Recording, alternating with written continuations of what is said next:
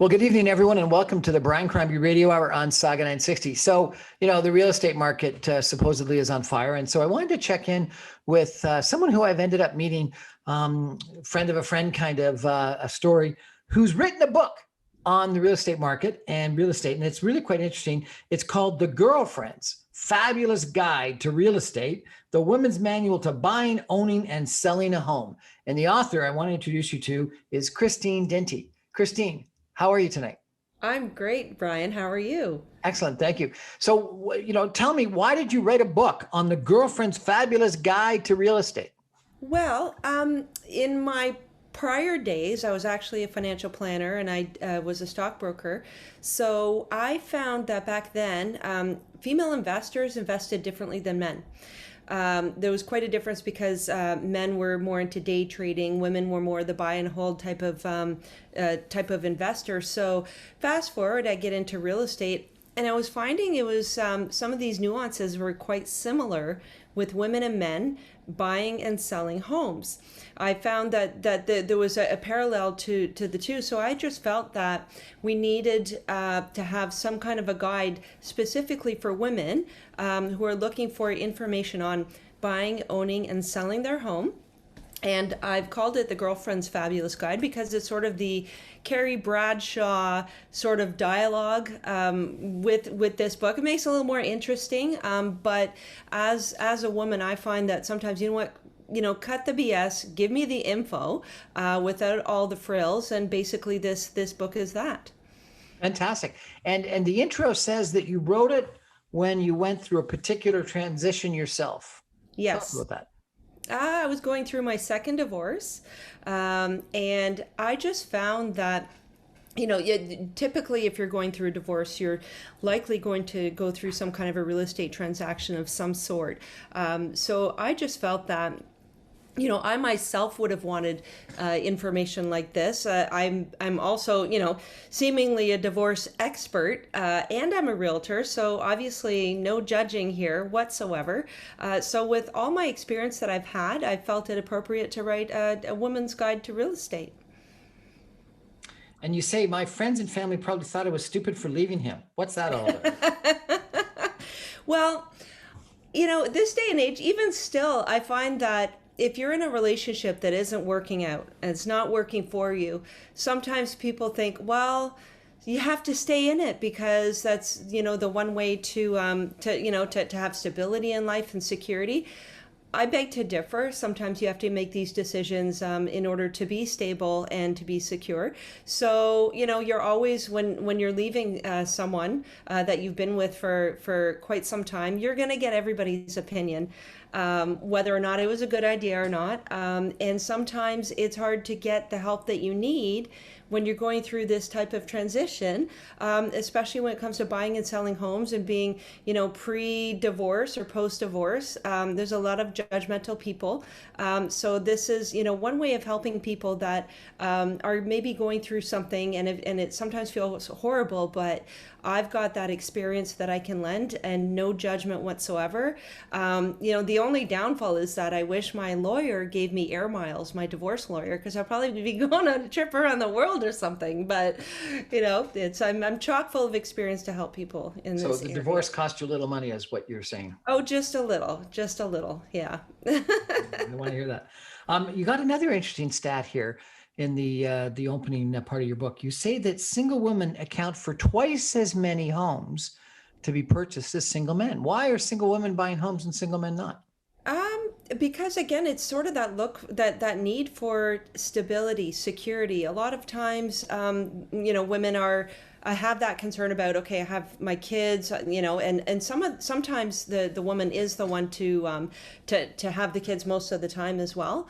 And women nowadays are holding these power positions and making similar income to men. I don't want to say the same. We have some work there that needs to be done, but we are making more money, and women tend to look for a more sound investment, and real estate is one of them because it's not perfect, but a lot of the times, if you look at the market over the years, the market is typically trending upwards over the long term. So it is a long-term investment that that you can make, and women gravitate towards those type of investments. Well, we're going to take a break for some messages, but I want to come back and ask you about this market because some people think it's going to go sky high and it appears to be on a rocket ship right now. And other people think this is a huge bubble that's about to burst. And so I want to get your opinion on that, but we're going to give you a couple of minutes to think about it and we're going to take a break.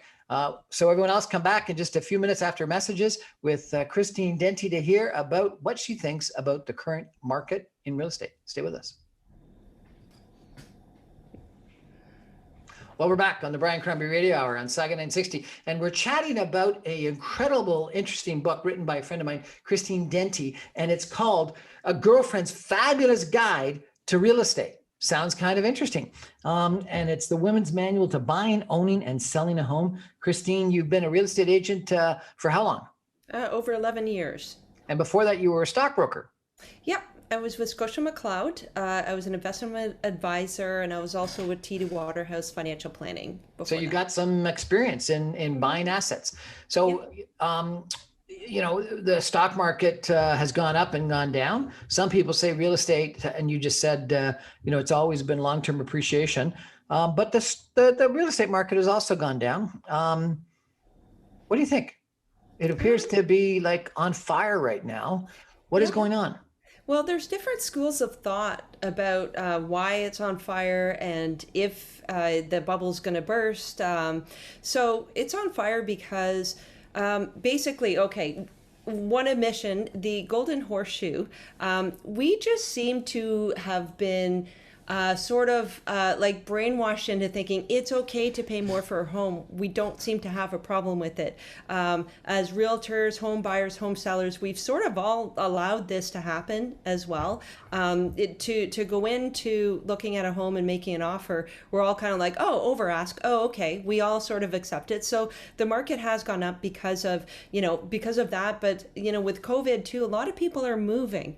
And when people are moving out of the downtown core and that movement, the areas outside of Toronto are able to, have the sales increase in those homes, and the values are going up because there's more demand for homes outside the Toronto area.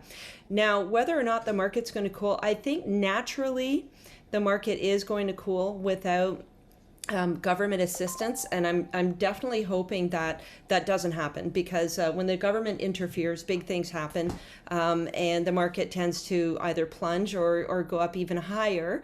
But what happens is right now, with the market doing so well, a lot of people are getting their homes ready to put on the market. So we are going to see an increase of inventory simply because people want to get a bang for their buck out of their home, consider renting, and then potentially getting back into the market. With that being said, we are probably going to experience a cool down. Now, let me interrupt you for a second, if I could. Yeah. I have had countless friends say exactly that they think they'll sell because the market is hot, they'll rent for a while, and then they'll buy back in when it comes back down. Yeah. Does that actually make sense? Because once you're out of the market, you're out of the market. Yeah, and lending is going to get tighter. A lot of people are in a position right now that if they had to mortgage the home that they live in, they would not be able to afford the mortgage. They would not get approved for financing for the very home that they live in now, that they have a mortgage on now. So why? Because it's just worth that much more, and they couldn't afford to buy it. Well, with that too, plus the stress test. So they're looking to increase the rate for the stress test. And what that is basically the superintendent, Office of the Superintendent of Financial Services are looking to increase the stress test rate. So right now, I believe it's close to 5%. It's about 4.89, and they're looking to increase it over 5%. What's going to happen is you're going to have less people qualified, and they're going to have to actually qualify for more. So we're going to be down to the same problem where people can't afford a house. It's not going to make a difference as far as I'm concerned. I think the market is going to naturally cool down. Towards the end of summer, it tends to cool down as well. But what governments are trying to do, or what the Office of Superintendent of Financial Institutions is trying to do, is trying to cool down the market, aren't they? By doing the stress test. They're worried that people are over leveraging themselves. And they want to stop them from doing so. And so therefore they're trying to cool down the market, reduce prices. Yeah, but it's still making home ownership less attainable. So I'm not sure, it's not really solving the major problem. Is it making home ownership less attainable, or is it making people that want to buy homes buy cheaper homes? Um, well, you know what? People fall in love with homes, not rates. So when they go out shopping and they have, they're pre-approved for a certain amount, they're going to, pretty much most people go towards that limit. And with the stress test, it is going to change that. But in the end, like I said, people are going to get the rate they're going to get down the road. The rates are going to go up. Affordability may or may not be a factor at that time, but the prices are going up as well. But again, I do see that, midsummer to late summer, that the prices is probably going to cool down a little bit without the interference of the government. So And what do you think I'm government hoping. might do that would interfere that you're worried about? Well, for one, raising the stress test rate, but also potentially taxing the capital gains on your primary residence, which there's a lot of skepticism around that, and most people are hoping that that doesn't take place. But I know that the government is thinking about that. I don't think that's really a fair approach. To try to cool down the market and try to gain more money for taxes. I think enough already. This is a lot of people are relying on that for their retirement, including myself. So I think that that would be a real strain on a homeowner to consider taxing their primary residence. Okay, I tend to agree with you, but let's just challenge it for a second. Yes. What's the justification for no taxation on principal residence? Every other investment that you have gets taxed. Either its income gets taxed or its capital appreciation gets taxed. Yep. And if someone can never afford a home and so therefore is renting their whole life, why do they get this inequitable situation where all of their investments get taxed, capital gains or income, and for some reason the lucky person that buys a house as a principal residence doesn't get their home taxed? Well, I think when you do own a home, there are expenses that come along with that. There's utilities to pay, so it's not free. As well, we do pay property taxes and the land transfer tax when we do acquire real estate. So, we are paying quite a few taxes in different ways with home ownership. And I But think you would be paying all those taxes if you rent it, either directly or indirectly, because of they would be factored into the price of the rent. Well, like I said, with rent, you can also write rent off, and you can't you can't write off your mortgage payments unless, you can write off a portion of it, but not the whole amount. So, some people may choose to rent, and they may be right by doing so. And home ownership, it is a risk as well, because as we were discussing, the market could go down, so you could be experiencing a loss. And in the same respect, you're not going to actually be able to declare capital losses either when it comes to owning a home. So what's fair is fair.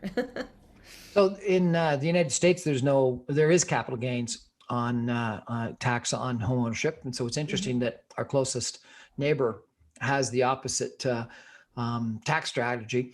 Home ownership, home prices today to incomes, and home ownership, home prices to rents are at the highest level they've ever been, Yes. and comparable to the level that they were in the United States before the 2008 financial collapse.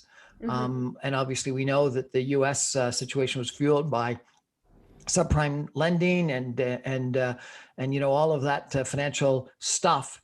Why are our home prices so high relative to either incomes or rents at a level that caused a bubble in the United States? And it is sustainable, and it's not going to be a bubble. I mean, I don't know how sustainable it is. We all agree that the prices have become so unreachable that real estate is a hot topic because of how high the prices have gone. I know that if I was still in some of my previous positions at the bank, real estate has tripled since I was on a salary, and my salary would not have tripled So home ownership is definitely getting much harder. So yeah, like I said, I mean, it would be great to see some kind of a leveling off so that people can at least catch up.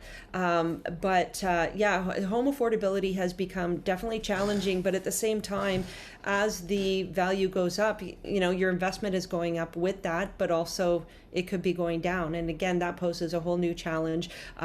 But you just have to be a smart investor, right? So, when the market's up, you have to look at your options. When the market is down, that'd be a great time to buy into real estate.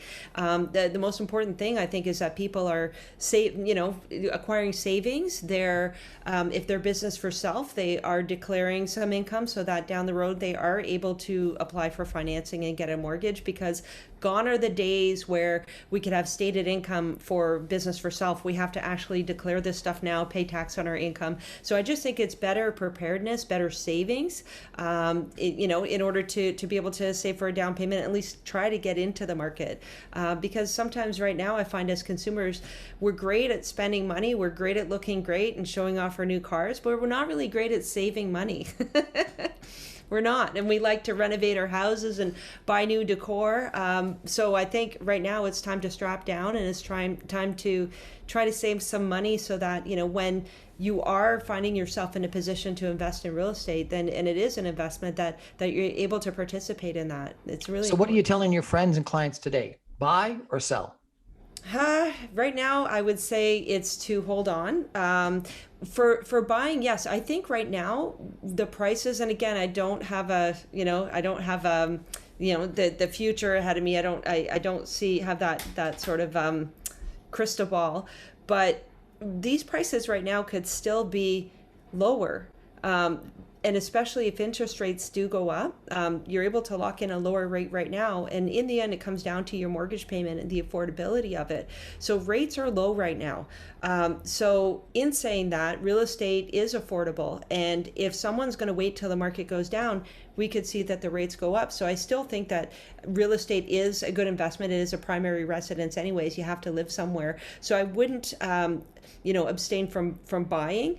As far as selling, I don't know.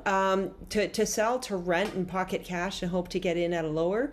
If people did that maybe in 2017 for a short period of time, that could have been done. But now the prices have far surpassed that. Anybody who's done that in that time prior to the foreign buyers tax being announced, if they didn't buy in soon after, those prices, they're trying to catch that number right now, and it may be very difficult.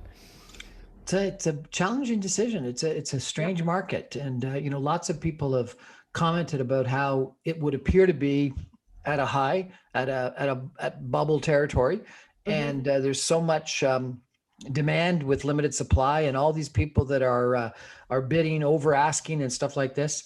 But it just doesn't seem to catch up with reality, and don't know what the trigger is that will burst that bubble. And if COVID wasn't a trigger to burst a bubble, what is a trigger?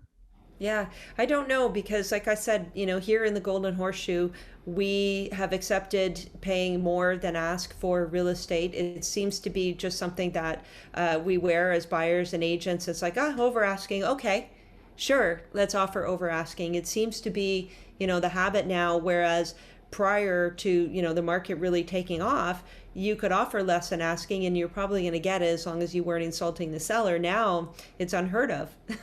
You're right. In the Durham region, we're offering almost at minimum 60 to 120,000 over the list price, but we do some research so that we know what that magic number is. So we're not just going in blindly. We do have a number there, but a lot of the listings aren't listed at those numbers.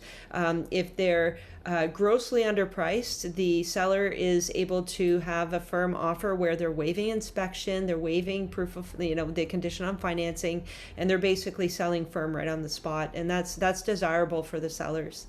For people that are getting are bidding way over asking, are they able to get appraisals for their bank purposes? Let's hope.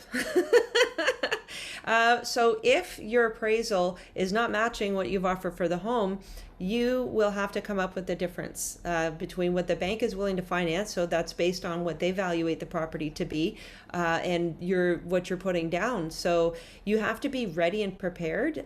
What I usually say is, just because you're qualified for a certain amount doesn't mean you have to spend at the top limit of that, and always have a backup plan. Maybe there's a relative that can lend you money, or you have some money, in savings that you're able to put towards it, because you can't just back out of a deal that's firm. Your deposit is held indefinitely. You could end up being sued. It's just not worth it. But there's a lot of buyers out there that are prepared to do that, as we can see with the multiple offer scenarios. Typically here in Durham, we're experiencing 10 to 20 offers right now, if not more, per listing.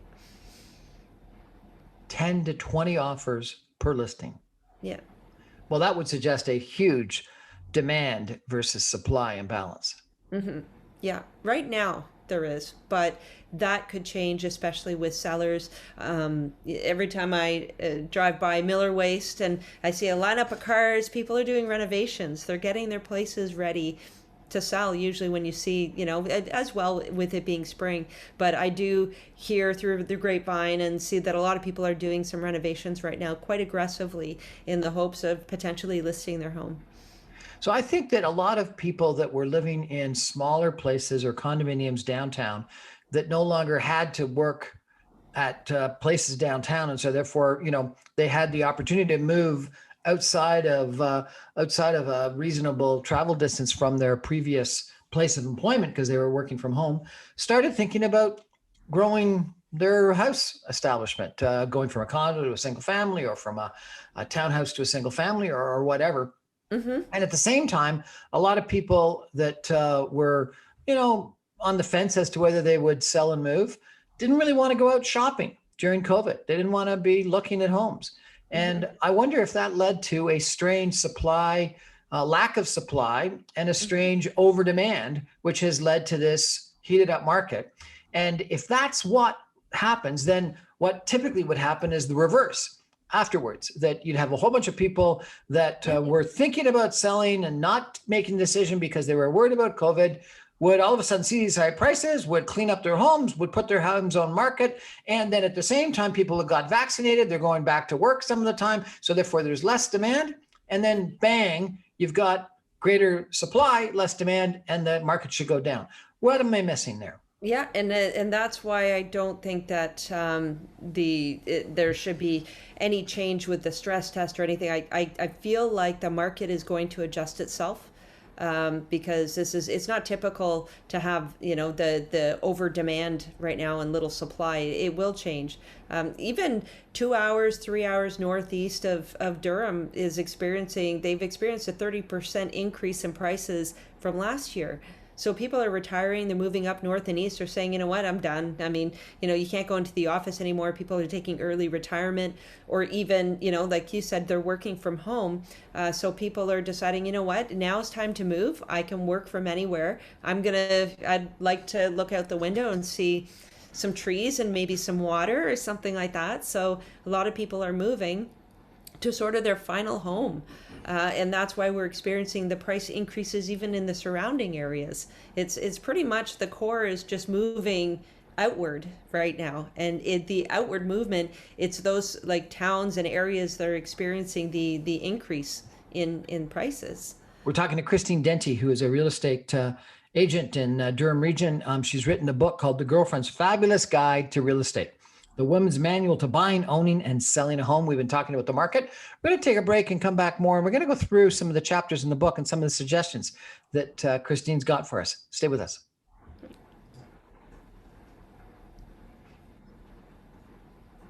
Welcome back to the Brian Crombie Radio Hour, Saga 960. We're chatting tonight with the author, Christine Denty, of a book called The Girlfriend's Fabulous Guide to Real Estate: The Woman's Manual to Buying, Owning, and Selling a Home. And what a gorgeous picture this is of you on the front. And it's packed filled with really interesting information, both chapters and a whole bunch of stuff in the book that is sort of descriptions of what one has to do to be successful in staging a home and photographing a home. And then you've also got a bunch of really interesting pictures of mistakes, things that you look out to find problems with floors and garage doors and basements. And like, my gosh, it was everything. But it was interesting. I read some of the acknowledgments, and one was that the book felt like a hug leaping off of the page. Mm-hmm. Why would a book on buying a home be like a hug? Because, like I said, I wrote it from the voice of a girlfriend. So it's I'm not delivering the information in a harsh way or get rich quick. This is from a friend, someone who's trying to give you advice in a friendly and comprehensive manner.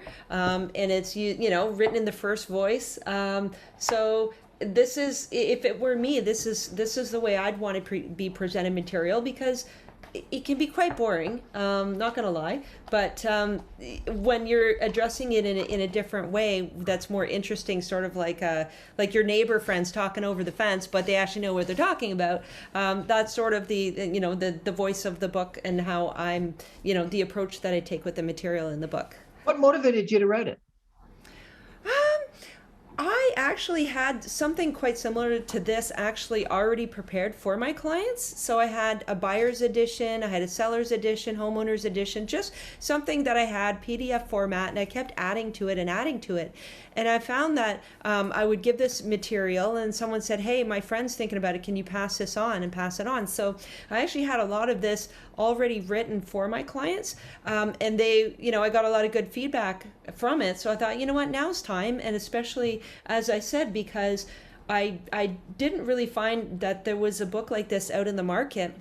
There was one written years ago from another author, and it was kind of like oh, I'm sorry, you're a single woman buying a home. It's like, nah, you know what? You're a woman. You're powerful. You're strong. Let's go get a house, right? So it's sort of celebrating, being a woman and the things that we're able to do and the knowledge that we want to attain. And in this book, I have like seller timelines, because my clients would say, okay, what next? What do I do next? So I devised something called the seller timeline, just for example, right? So you could see and check off where you're at, because people don't know you have to hire a mover like ASAP, because they get booked up. Like certain things that you don't know when to do them, when do you contact a lawyer? So it's guiding people along the different stages, so that it's sort of, it eliminates some of the questions that they can ask me. So Okay. So I found it really interesting. You've got three major chapters: buying a home, owning a home, and selling a home. And then in each one of these chapters, about a dozen different sub chapters. And so let's just go into one. One I found interesting is buying a property with someone else. And you say that buying a property with someone else is a big move, no pun intended. And you talk about all the different issues. And one of them is something called joint tenancy. Can you explain joint tenancy to us? Okay, so joint tenancy is when both people own the home, but they own certain shares of the home, so half and half. So if something happens to one person, then that could be heired to their children if something happens to them, right? So it's a joint tenancy, but it's like a separate tenancy. But there's another type of tenancy where, like, typically when you buy a home, you're both part of the home ownership. So if something happens, it gets passed on to the other person automatically through death, right? So you really have to look at what you're doing when you're buying a home. If it's a family member, potentially, for example, my most recent divorce, I was the only one on title. Doesn't really make a huge difference when you're married, because right, they get half, unfortunately. But sometimes with tenancy, if you're not married, then you want to make sure that the tenancy, when you go through your lawyer, that title is treated a little bit differently, because you may want your portion to go to your children, because you might not be married. You could be brother and sister. You could be two investors. So it's important to sort of designate how you set up the tenancy between each other. Okay. And so you were married and you got divorced, but you were the only one on title. So what happened? Yeah. Still going through. Yet to be determined. So how long? Right now, What's that? How long? Well, it's been about 7 months, so it's taking a bit of time, especially because of COVID. So apparently the lawyers are really, really busy right now. Because of So lots of divorces. apparently, yeah, yeah, lots of divorces. So I guess Okay, people but have to. what's the implication of you being the only one entitled? Once you're married, you're both entitled to the equity of the home. And that's just pretty much the bottom line. As soon as you sign that paper, it doesn't matter who owned the home prior, unless there was some kind of what do you call that? Prenup. Prenup. Thank you. Well, obviously I didn't have one, but if there isn't, that could change things. But once you're married, if you own a home and you're the only one entitled, it doesn't matter. You're both entitled to half the equity. If you're both untitled, then it's pretty much the same applies. So why is it taking so long? Just it's taking a while to sort all of that stuff out. Just like I said, with the courts are backed up. So anybody who's looking to get into, getting separated or divorced, they're going to experience a bit of a wait. Like I said, the court system is backed up. They're doing things on Zoom right now. You would think that would keep things quite efficient, but it doesn't. So yeah, and there's a lot of people moving around, a lot of changes going on, especially with home ownership as well. So the lawyers are quite busy these days. Then you had another point here. You say, do not add someone onto title of your home simply for the purpose of showing you care. Yes, you heard me. There are other ways Yes. to show you care. You can write your wishes in an up-to-date will. You can never underestimate the legal bull you will be entwined in if you put a partner on for bad reasons. Explain that.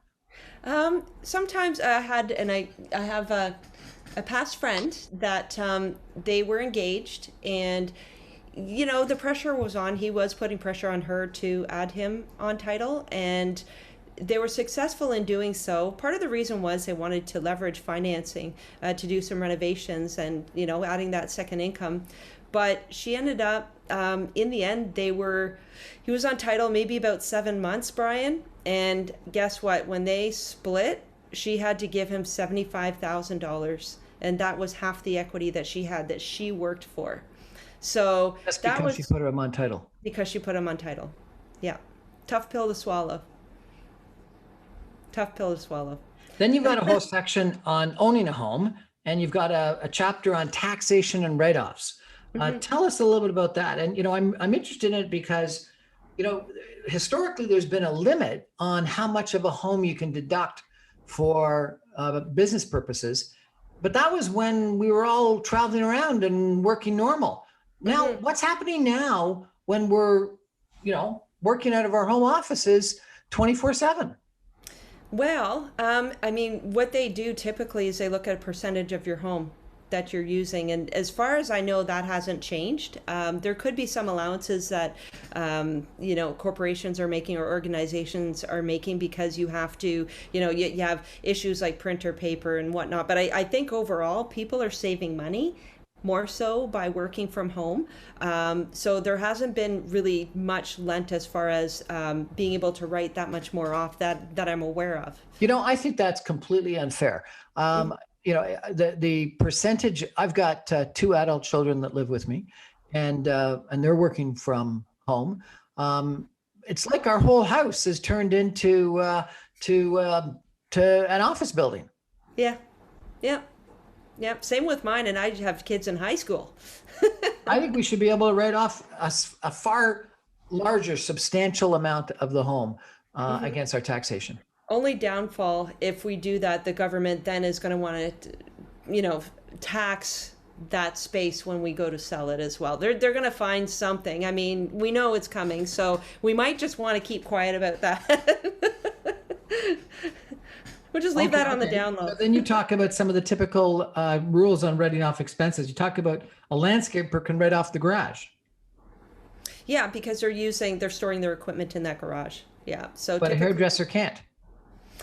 Because certain areas you're not necessarily able to conduct a business out of your home. So if it's not a business that But we're all forced to conduct our business out of our home. Yeah. Yeah, they don't want the traffic, the parking traffic, cars and things like that, and that's usually why they don't allow certain businesses where you can have other situations where if you're a chiropractor or you're doing you know therapy services and things like that, it might be a little bit different. But it comes down to the type of parking traffic, car traffic, things like that, storefront. They don't want those sort of things in the residential areas. Then you've got a bunch of real estate truths and myths. And let's talk through some of these. Yes. Save money selling privately. Yeah.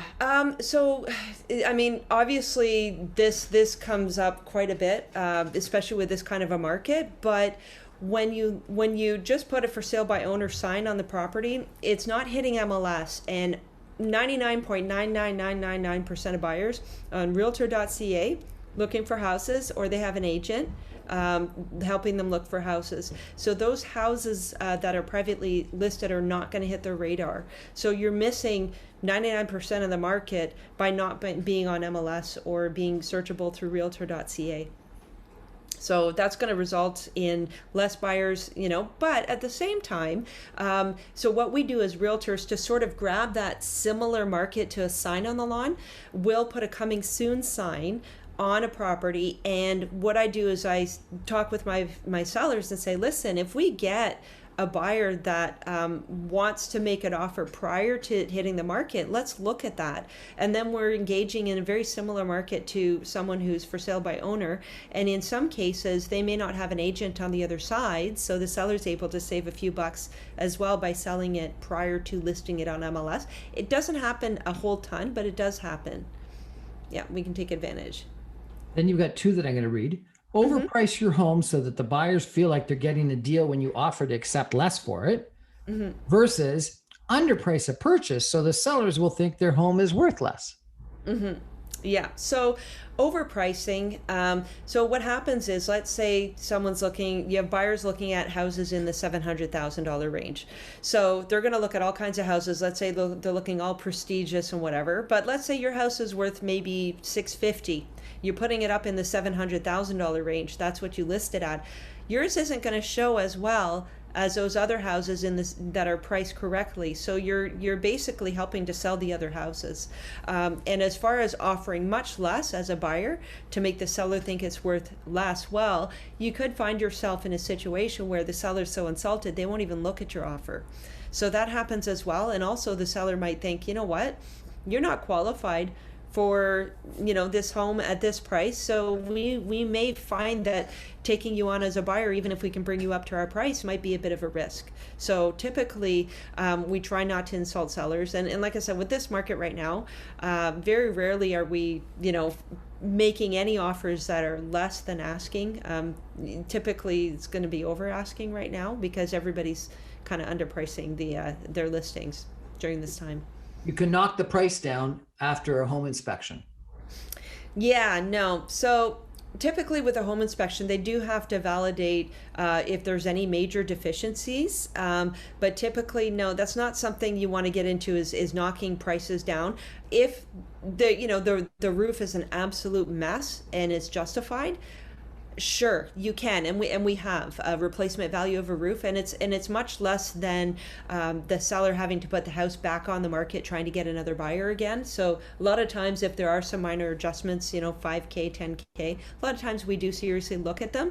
Also, with my home sellers, what I do is, let's say we sold that house for $700,000. And it's conditioned on inspection. With any conditions, I'll say to the seller, listen, we sold for $700,000, but wrap your head around $690, just in case we got to spend a little money in the way of giving some money back to close the deal.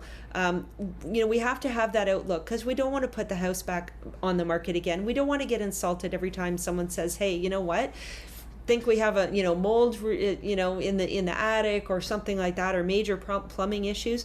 We have to be open to working with the buyer, because typically a buyer doesn't want to find the problems. They want to close on these sales. So if it's a matter of just giving a little bit back, that is okay, but it's not typical, especially in this day, with how hot the market is. What if you've got some challenges in your house? Do you go out and repair them before you put it on the market, or do you tell people about it, or what do you do? Okay, so normally what we would do is we would look to have a pre-listing inspection. And what that is, and if I'm listing a home for a client, most of the time I will pay for that. That way we know what all the problems are, we can address them in advance. And that being said, with this market, what sellers are doing is they're underpricing their houses so much that people are waiving inspections. So that's why right now it's buyer beware, because right now you kind of have to waive an inspection if you're looking at purchasing a home that's well underpriced, and then just take on, what could be wrong with it. Now, if you have a good eye, then maybe you can find some of the issues around there, but you can't even get an inspector to go in prior to making an offer now, because the inspectors have to take photos. The seller's not going to agree to that. So really you're in a situation where you really have to do, have a really good eye for a home, and with your realtor as well, to see if you can uncover any major issues. And it's sort of it's risky these days, Brian. It's very risky buying a home right now. Typically you have to waive it. Male realtors are more aggressive and will fight for a better price than a female will. Yeah, you know what? I would say, my opinion, even Steven. I've seen some real bullheaded women and bullheaded men and some softies on both sides. So it's a mixed bag. So sometimes people think, well, if I hire a man, he's gonna demand, he's gonna dominate the deal, and that's truly not the case. I made an offer last week with a realtor, and he was a complete pussycat. So it was everything went well. So it's not typical that. I find this interesting, because in any other business, that kind of an attitude wouldn't work long term. And I had a real estate broker agent that actually did an interview, not with me, with someone else, and prided himself on being called a railroader. Yeah. Why would such an aggressive, I would have thought people wouldn't want to ever work with a railroader again. Yeah, it's a marketing scheme, all in all. It's a marketing scheme. They want people to think that they are winning deals. They're able to twist people's arms, rough them up to get, a good price. And honestly, that's not the case, because sellers are also involved in the transaction. I've had sellers where there was a realtor, their conduct was so distasteful that it didn't matter what their buyer was offering. They didn't want to work with the person. And also, Durham region is not a big place. And if you're an agent that's disrespecting other agents, word gets out, and people just don't accept that anymore, and you get a bad name. So, you're better just to work well with other agents, play nice in the sandbox, and then everybody's happy. I just can't believe being a bully, being a railroader is good business in any business. Yeah, it's not. It could be overconfidence as well. But someone who's overconfident, they're going to lose sight of some, minor and major details, just by trying to be, the superhero. Whereas there's all these little things as part of the transaction you have to take care of. So, you're better off to be someone who's more of a caretaker, and attention to detail, and looking to please your client no matter what, and help them through the process. And you're going to end up with happy buyers, happy sellers, and everybody happy on both sides. A realtor who drives a nicer car is more successful. Yeah. I've seen some realtors, they are so successful and busy that they're driving a poop box because they just don't have time, or they're so busy that they have to throw stuff in their car, and it would be a shame to wreck a nice vehicle. Some have pickup trucks, so it's really varying. If someone's showing up and I don't know, they're missing a hubcap and it's all dented and rusted, maybe there's a story behind that. But a car does not mean that someone's successful. I've seen many, many, many new agents go out and buy a Mercedes or a Lexus the day, right after they get their license, because just to impress. Just to impress. So, you have to be aware of that. Definitely. We're chatting with Christine Denty, who is the author of a great book called The Girlfriend's Fabulous Guide to Real Estate, a woman's manual to buying, owning, and selling a home. We're going to take a break and come back with some concluding comments in just a minute. Stay with us.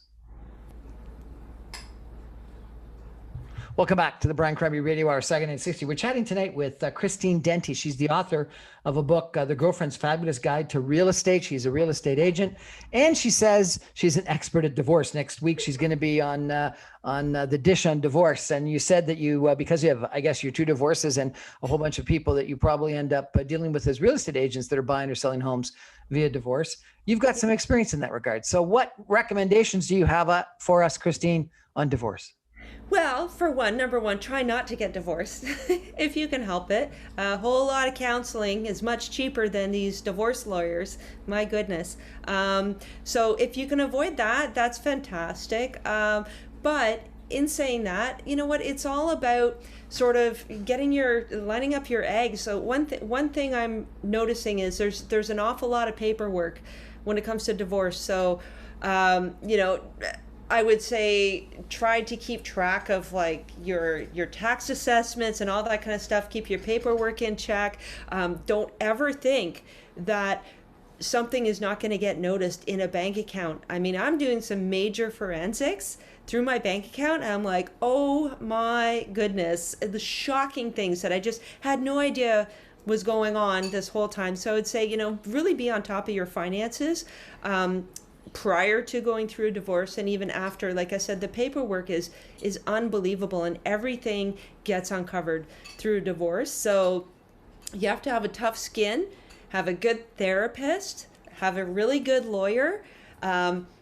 Don't talk to a lot of your friends about what's going on with your divorce, because nobody wants to hear it. It's so negative. Try to keep a positive thought. Get up early, maybe do some yoga, and try to keep motivated and try to keep healthy as much as you can. Do you go to an arbitrator or a mediator, or no, straight to court? Well, the first two went through an arbitrator. Those two were easy. I'm on my third, and oh boy, yeah, I have a lawyer, and it's getting sticky. So this is one of the first times that I've actually really dealt with a lawyer, and I really have this person working very, very hard for me. I'm actually on my second lawyer. Something that I found that through COVID, given that divorces are on the uprise, it was very, very difficult to find a good lawyer. And initially I had called 5, and basically the one that called me back was the one that I used initially, and I ended up changing lawyers. But it was very, very, very difficult to get a lawyer in this time. I mean, you would think that because they make so much money that they'd be calling you back, and they're not. It's quite the times right now that we're experiencing with COVID and all the divorces. It's crazy. I've heard the line that the only people that make any money out of a divorce are the lawyers. Yeah.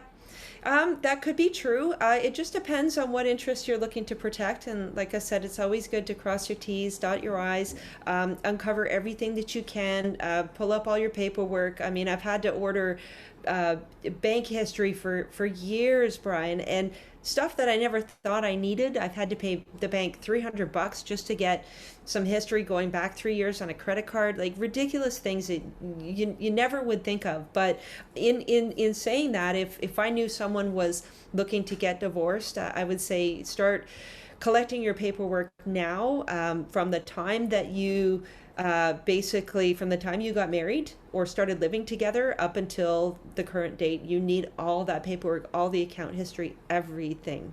Given that you've been married 3 times, divorced 3 times, Yeah. Yeah. And you said you didn't have a prenup, would you do a prenup in the future? I don't know. It depends on the situation, because you could have someone going in with the same amount of risk. So it just depends on the situation. Hopefully you can sort of get to a point of like equalization with someone where everything kind of works as a team. But I would say if you've got a valuable asset to protect, sure, but you might not find yourself getting married if that's the case, because a lot of people are offended by that piece of paper. So it's a really hard conversation to have. And I think it depends on the situation in each person and what they're looking to gain from, if there is anything to gain financially from being married, then you might want to look into a prenup or something like that. Given that you've been married and divorced 3 times, yeah. Do you still believe in love? Do you still believe in marriage? Absolutely. I do. Yeah, believe it or not. Obviously I do, because I'm a return person back at the altar. So yeah, I truly do believe in it. I'm a committal type person, so I think it's great to have that commitment. But something I'm learning, Brian, is that a piece of paper doesn't create that bond in the glue, and it doesn't make people, behave in a marital way just because you signed a piece of paper. They're either going to be loyal and faithful and transparent, or they're not. And a piece of paper isn't going to change that. So I think it comes down to the two people and really the real bond that you have between one another. That's the most important. That's beautiful. Thank you so much for sharing those final thoughts with us. I really appreciate it. Christine Denty, author of The Girlfriend's Fabulous Guide to Real Estate. If people want to buy it, how do they buy it? You can go on Google Books. You can go on Amazon. It would be on there if you just punch in the title. It is soon to be on the chapters online. So right now they're still showcasing my previous edition. This book, it was just literally released about a week and a half ago. So it's still infiltrating the online bookstores, which I'm really excited about. It's also Kindle, Barnes and Noble. So basically, if you Google the book, you're going to be able to find it. You can also download for cheaper a digital edition. So I would certainly say anybody who's got any thoughts about real estate, even if they own a home, this book is going to help them, because it's basically whatever your situation is, you go to that chapter. You don't have to read the whole thing, and it's going to be an invaluable thing to have on your coffee table for absolutely anybody out there. And it's based on our Ontario real estate rules and regulations as well. So it applies to us Canadians, us in Ontario, and especially in the Golden Horseshoe. And we're looking forward to the upcoming book, A Girlfriend's Fabulous Guide to Divorce. Thanks, Christine, for a wonderful conversation. Really appreciate it. Well, that's our show for tonight. Thanks for joining us. I'm on every Monday through Friday, 9:60 a.m. or streamed online at saga960am.ca, or all my podcasts and webcasts, videocasts are available after the fact at briancrombie.com, my website, or on Apple Podcasts, Spotify, or YouTube. Thanks. Good evening. Christine, real pleasure. Thank you. Thank you, Brian.